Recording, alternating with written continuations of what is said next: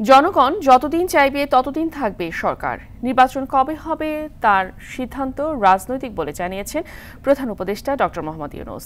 জাতির উদ্দেশ্যে দেওয়া ভাষণে তিনি আরও বলেন, যে স্বপ্ন নিয়ে ছাত্র জনতা স্বৈরাচারের পতন ঘটিয়েছে সেগুলো পূরণে সরকার অঙ্গীকারবদ্ধ। দুর্নীতির বিরুদ্ধে যুদ্ধ ঘোষণার কথা জানিয়ে ডক্টর ইউনূস বলেন, গেল ১৫ বছরে দুর্নীতির শ্বেতপত্র প্রকাশ করা হবে। আশিকুল আলম জানাচ্ছেন বিস্তারিত। গেল ৮ আগস্ট শপথ নেন অন্তর্বর্তীকালীন সরকারের প্রধান উপদেষ্টা ডক্টর মোহাম্মদ ইউনূস। শপথ নেয়ার পরপরই জাতির উদ্দেশ্যে তাৎক্ষণিক ভাষণ দিয়েছিলেন তিনি। আর দায়িত্ব নেয়ার ২ সপ্তাহের মাথায় এসে আনুষ্ঠানিক এই ভাষণ তার। আপনাদের সবাইকে ছাত্র জনতার বিপ্লবে সিক্ত। প্রধান উপদেষ্টা বলেন, নির্বাচন কমিশন সংস্কার করা হবে। নির্বাচন কখন হবে সে সিদ্ধান্ত রাজনৈতিক বলেও জানান তিনি। আমরা ছাত্রদের আহ্বানে এসেছি, তারা আমাদের প্রাথমিক নিয়োগকর্তা। দেশের আপামর জনসাধারণ আমাদের নিয়োগ সমর্থন করেছে। আমরা ক্রমাগতভাবে সবাইকে বিষয়টি স্মরণ করিয়ে যাব, যাতে হঠাৎ করে এই প্রশ্ন উত্থাপিত না হয়, আমরা কখন যাব। তারা যখনই বলবে আমরা চলে যাব।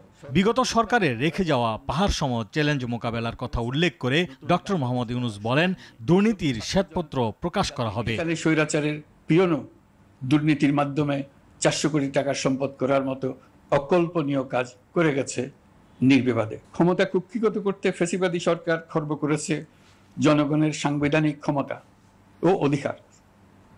দুঃশাসন, দুর্নীতি, অন্যায়, অবিচার, নিপীড়ন, বিচারের নামে প্রহসনের মাধ্যমে জনসুরক্ষা বিপন্ন করেছে।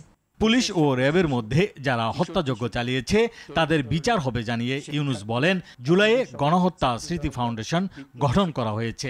গণ অভ্যুত্থানের শহীদদের স্মৃতি ধরে রাখতে সরকার অতি দ্রুত জুলাই গণহত্যা স্মৃতি ফাউন্ডেশন নামে একটি ফাউন্ডেশন প্রতিষ্ঠা করার প্রক্রিয়া শেষ পর্যায়ে এনেছে। পুলিশ, বিজিবি, র্যাবকে গুম নির্যাতনের কাজে লাগিয়ে তাদের কলঙ্কিত করা হয়েছে। তারা দেশের গৌরব। তাদেরও কিছু অতি উৎসাহী সদস্যের কারণে পুরো বাহিনীকে আমরা কলঙ্কিত দেখতে চাই না। প্রত্যাশা অনুযায়ী রাষ্ট্র কাঠামো গঠনে সময় লাগবে জানিয়ে প্রধান উপদেষ্টা প্রত্যাশা পূরণে জনগণকে ধৈর্য ধরার আহ্বান জানান। আপনাদের একটু ধৈর্য ধরতে হবে। এখনই সব দাবি পূরণ করার জন্য জোর করা, প্রতিষ্ঠানে ঢুকে ব্যক্তিবিশেষকে হুমকির মধ্যে ফেলা, মামলা গ্রহণের জন্য চাপ সৃষ্টি করা, বিচারের জন্য গ্রেফতারকৃত ব্যক্তিকে আদালতে হামলা করে আগেই এক ধরনের বিচার করে ফেলার যে প্রবণতা, তা থেকে বের হতে হবে।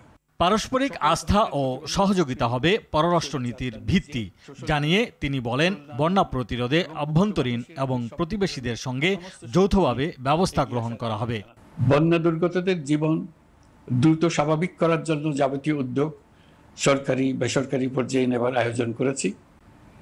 ভবিষ্যতে সকল ধরনের বন্যা প্রতিরোধে আমাদের আভ্যন্তরীণ এবং প্রতিবেশীদের সঙ্গে যাতে যৌথভাবে নেওয়া যায় সে আলোচনা শুরু করেছে।